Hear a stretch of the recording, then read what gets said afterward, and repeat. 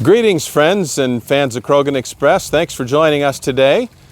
Today I'm going to walk you through Krogen Express 5211, which is a 2009 KE52, sitting right here. She's here in Fort Pierce at Harbor Isle, and this is a one-owner boat that's always been super well maintained, and I think you're going to very much appreciate that as we walk through the boat and do a complete tour. So why don't you come on board and we'll have a look. So the covered aft deck on the Krogen Express is certainly one of the highlights of the boat. We just love the fact that you've got over 100 square feet here that are covered. Boarding the boat also is super easy through very big boarding gates on both sides and a nice transom gate in the transom, a nice door in the transom. Also in the transom you'll find a hot and cold shower for rinsing off when you come in out of the salt water. As you can see, the deck is big enough back here, the cockpit, for a nice sized table and chairs. In this case we've got 4 back here, and you can see there's still plenty of room to move around. Below the cockpit is the lazarette, and there's no equipment down there, so that's virtually all storage. It's all compartmentalized with stringers to keep things in place, and it's a great place for wet storage, lines, fenders, hoses, cleaning supplies, maybe a pair of folding bikes. You can get an awful lot of a lot of stuff to stash down there. Over here on the bulkhead are all the services in the cockpit. So you've got a single 75-foot cord hooked to a cable master with 50 amp service coming in, a cable TV and phone inlet. Probably not going to use that very often. Your 110 volt outlet, the city water inlet, and your water washdown. Access to the salon, and we'll go in there and tour that in a minute, is through 2 French doors. They're ship's quality, watertight or weathertight, doors that dog down nicely, and they're wide enough that they allow plenty of air in and light in and air out as well. So we love the cockpit. It's a real highlight of the boat. You'll also see that you can access, it's just 2 steps up to the side deck on both sides. And yes, we do have side decks on both sides of the boat. No wide body for a Krogen Express. So what that means is you don't have to worry about what side you're going to dock on, and line handling couldn't be any easier on a Krogen Express as well. Let's go into the salon and we'll continue our tour. Follow me. So it's easy to enter the salon from these nice big French doors. The salon is, as you can see, very spacious. One of the things that's unusual today is that we've got windows that actually open their sliders, and they're nice and large, and they let a lot of light in and give super ventilation as well. On the starboard side, we have a nice L settee. It does not convert to a berth, but with the cushions off, frankly, it's long enough even for me to catch a good night's sleep. The custom cherry wood table is a high-low table with leaves that fold out as well, so you can seat comfortably 6 people here, and it will go down a little further than we have it right now for, to coffee table height as well. You'll notice that it's not attached to the floor, which is an indication of the stability of the boat. You're able to actually move it around, but it won't move on you underway, and I can guarantee that from experience. On the port side, we've got 2 nice stressless chairs, typical of most Krogen Expresses, and as you can see, these are in terrific shape. There are footstools available for these as well, and this one has the optional side table feature. Great storage under the decks, which is also true under the settee on the other side. Nice bookcase here, drawer storage and locker here for things like cord for your cable master, the remote for your cable master, and your crane cord keys for your deck fittings, and so on and so forth. You'll notice this boat also has overhead valances that go all the way to the ceiling that have the air conditioning coming out of them. That's something that we added a little bit later in the process. This boat has that as well, which is very nice, and you can see that the salon is in terrific shape. I'm going to trade places with our cameraman here, and I want to be able to show you the TV. Nice LCD TV, and the doors that slide shut, tambour doors to hide it if you don't want to have to look at it. Also storage below for DVDs and weights and whatever else you want to put down here, and for the Bose sound system. That is a 5.1 sound system with a subwoofer as well. You'll notice this boat has granite countertops. It's actually the first one that we did granite in, so nice to have that, and that's current, or that's the same as the current boats as well. So that makes the boat, a little bit more, upscale. As we move forward towards the galley, you'll see another bookcase here, or some people will refer to this as a bar. Nice storage here, ice maker under here, slide storage over here as well. And we love our round port lights here as well, which not only give great ventilation in this area, it's cross flow through ventilation, but also gives it kind of that classic traditional nautical look. Behind me is the electrical panel, the main electrical panel, and we love the fact that it's at eye height. You're not having to stoop to find it. You have a DC section over here, the AC section with, of course, both 240 and 120 services, air conditioners and washer dryer on the 120 side and other devices on the 110. And this is the inverter section, which powers the microwave, the fridge, the ice maker, and all the outlets on the boat. And basically, the inverter is sized such that it can do that very comfortably. The boat is we say it's not really electrocentric like many modern boats. You can run the boat without the generator very comfortably, and we prefer that. Moving into the galley, we'll start with a nice full-size fridge. It's a 14 cubic foot GE household type fridge. Very, very reliable, easy to replace if you do have a problem with it, and lots of room. Over the fridge is our what we refer to usually as our spice rack. It's narrow storage, but great for spices and soy sauce and the like, Worcestershire. Moving this way, microwave over here. Some people refer to this almost as a pantry, or they'll keep dishes here. Some people will put their coffee maker in there as well. Lots of drawers over here. There's 6 of them. Moving this way, the range looks like it's hardly been used on this boat. That's a 3-burner Force 10 propane range. We again like the idea that you don't have to fire up the generator to heat a can of soup, and gas cooking is terrific. Nice oven underneath as well. Nice deep LK sink, single sink, but very deep. Pull-out faucet here, and air conditioning outlets. Very comfortable in the galley, and frankly, we love the fact that you're part of the salon when you're in the galley, so you can the chef can cook up a great meal, and you can still be part of the action. And again, this port light that lets ventilation flow through and provides also ventilation when you're cooking. Overhead storage as well that I did not mention, and much more storage down below me. And I'll mention lastly, this raised section of the galley counter is nice for serving as well as a little bit of meal preparation. So great galley and wonderful galley up design. Let's head up to the pilot house now and see where the action is. Just a step or two up from the galley into the pilot house, really the central nervous system, the place from which we run. This chair is higher than usual and slid forward, or slid back. We're going to slide it forward and get it a little bit more out of the way since we're here at the dock.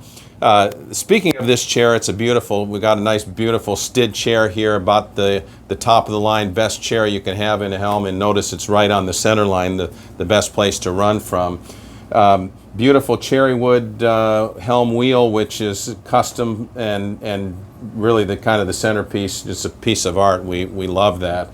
This boat has her original electronics from the 2009 era, but you can see that they're in terrific shape. They are touchscreen.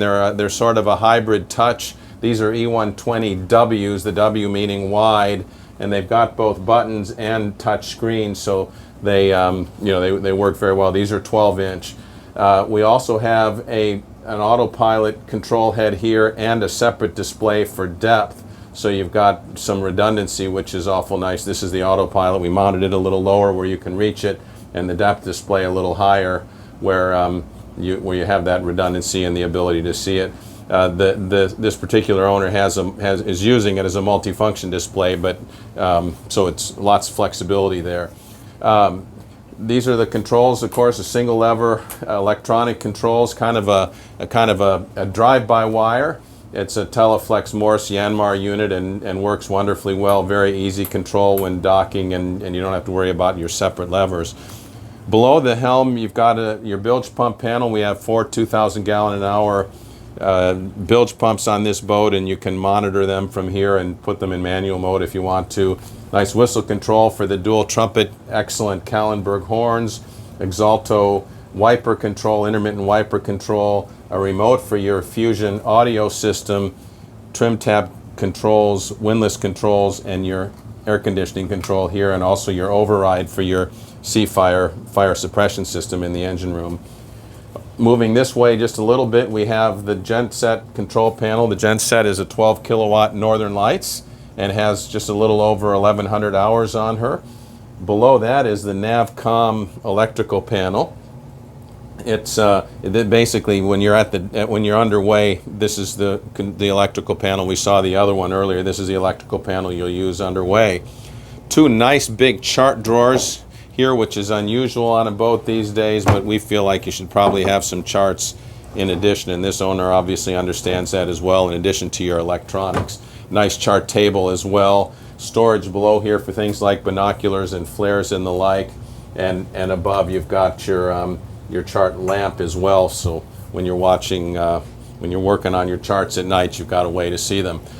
Overhead, we've got a Fusion audio system, your VHF radio, which is in reach of the helm, of course, and your Yanmar displays and engine start-stop switches. Moving this way, we love our Dutch doors in our pilot house. We have them on both sides, so if it's a little too wet, a little spray coming, you can close the bottom and keep the top open for some ventilation. If you run with dogs or you bring your grandkids along, some children, they can stay in and stay safe, and again, you can still get the ventilation.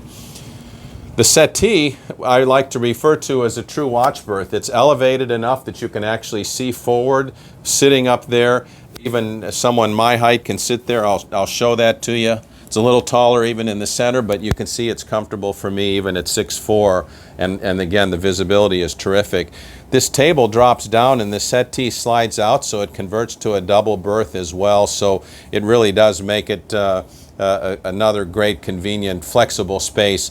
Great for underway operation, but also you can put some in here overnight as well. You can see there are reading lamps on both sides if you need to be up here reading a book in the evening, or something else. Nice little work table for your iPad or your laptop, or a little snack underway as well. Behind me is the half-hull model that all Krogen Express 52s have, and it's painted in the same khaki color that this boat is, so we color coordinate them, of course, and it's a great way to see how the boat looks underneath. The forward half of the boat, as you can see, is full displacement. Nice plumb stem. She carries her beam very far forward, the signature look of the Krogen Express with that, again, with that plumb stem. And with the full displacement form factor forward, she really does cut through the water nicely, and she's very efficient at displacement speeds. Hull speed is 9.6, and we tend to run in the low 9s most of the time. But this flatter aft section with the hard chines gives the boat some lift, and that's why she's a true semi-displacement boat. And with the hard chines and the flat section and the lift, and the pair of 480 horse Yanmars, I didn't mention they've got just over 1,900 hours on them, ready for lots more action. The boat will run 20 knots plus wide open and cruise all day comfortably at 16 knots. Also, you can see there's a nice keel here which gives protection to the props and also some stability underway as well. So you can appreciate, looking at that half-hull model, the great design that Jim Krogen gave us for the Krogen Express 52. Well, let's head up top, and this is a wonderful place to run from. We love our pilot house, but our favorite place is up top. Let's go up there. So access to the Flybridge is from the pilot house. No need to go down and around or go to the cockpit and try to climb a ladder. It's very easy to get up here, and it's again a great feature that makes the boat very user-friendly, if you will. Similarly, getting back down to get to the side decks if you need to for line handling when you're coming into the dock, it's as good as it gets from that perspective also. So you've got similar electronics up here. This is actually, we've got a single chart plotter instead of two, but it's a bigger one. This is an E140W, or basically a 14 15-inch chart plotter, and the rest of the electronics are a duplication of what you saw down below, including the remote for your sound system, for your Fusion sound system. That it's a terrific zone control, zone volume control. Nice big destroyer type Edson helm wheel. I didn't point out earlier, we've got bow and stern thruster on this boat, side power bow and stern thrusters, which with twin engines makes handling at the dock a breeze. Another super nice helm chair that you can see looks like it's brand new, hardly been sat on. And as you can see from up here, the views forward are terrific. For the crew, we've got a very nice L settee, very spacious. On the starboard side is the propane locker, and it's properly ventilated, so there are 2 propane tanks down there. And on the aft section of the settee here is great storage for canvas and PFDs and other things as well. Let's move back to the boat deck now and check out the access to the tender. This boat has a Nautica, a very nice Nautica Deluxe 11-foot tender. It's a console type tender that seats 4, which is terrific. He's got a nice Zodiac life raft here, a big cooler that's mounted, and a gas grill. The mast is easily dropped, so hard height on this boat is about 15 feet. So if you need to get under a bridge as low as 15 feet, you can drop the mast with a single pin and bring the mast down, very easily done. The clearance should be in the neighborhood of 20 or 21 feet with the mast up at this point. So fairly low profile boat and wonderful for the loop with the ability to drop the mast and get under bridges again as low as 15 feet. I didn't mention there's a nice Yamaha 4-stroke 25-horse motor running this very nice Nautica tender. And it's all put in the water very easily with a fully hydraulic steelhead SMR 1000 crane as well. So let's go down and look at the accommodations and see how things look down there. We're done running for the day. Let's go see where we're going to retire for the evening. Access to the forward accommodations is down just a couple of easy steps from the pilot house. Down here you'll find 2 nice staterooms and 2 very spacious heads. This is the day head or guest head, and you can see there's a nice molded in shower, stand-up shower with a door. Very comfortable even for somebody my size. Nice, easy to access vacuum flush head and granite countertops. Behind me is the engine room access, and you can see it doesn't get any better than that. We'll go down there and show that to you in a couple of minutes. Nice walk-in stand-up engine room. Here is the washer dryer. It's a stacked washer dryer. It's the 240 dryer. It does a great job drying clothes and washing as well. You won't find it is trouble to get your clothes washed and dried. And above the washer and dryer is storage for laundry supplies. To starboard is the guest stateroom, and we set this up. This is our standard stateroom, guest stateroom arrangement. It's set up as a den or office, but it'll sleep 3 as well. Nice desk over here for keeping a printer or your laptop working down here. Nice drawers underneath it, and actually under the desk is is one of your footstools for your stressless chairs that this owner uses to sit on. Over here on the bulkhead is a Pullman berth that drops down, and I have slept up there, so it's full size, but great for kids for the long haul, pretty good for an adult for the short haul. And the settee itself converts to a double. It slides out on these rails on both sides and actually forms very close to a true double berth, so there is sleeping for 3 in here. In terms of additional storage, you've got very large drawers underneath the settee, a very nice hanging locker over here, and above that, another nice locker with a plug and a TV jack as well. We often will keep a dustbuster in there, and with the plug you can keep it charged. You'll notice there's a nice overhead hatch in here and a couple of port lights as well. Additional storage over the settee for books or decorations, and a nice little cubby there as well. Let's head up to the master and we'll check that out. So the master itself features a wonderful full-size queen centerline berth. Being a standard queen, you don't have to worry about custom linens. If you don't like this particular mattress, easy to pick out another one and bring it on board as well. The master, you'll notice immediately the headroom and the light, 4 more port lights in this space and a very big hatch. to let light and air in. And the headroom, frankly, is over 7 feet. I think almost 7'4". You'll notice also, again, the bow comes forward, rises, she comes forward, so there's lots of room above the bed for sitting there and reading or watching TV. Nice tables on either side for alarm clocks or the like. And again, just a very comfortable stateroom. The bed itself is on a power strut and will raise up for storage, so there's lots more storage underneath, and again, with the power strut, it's very easy. 6 big drawers here, a big dresser underneath the berth, and over here on the aft bulkhead of the stateroom, 8 more drawers and a real nice dresser and some shelved storage in this area. There are hanging lockers on both sides. You can see this goes full depth. It's a shorter door, but it goes full depth. So big hanging locker on this side, and on the starboard side an additional hanging locker.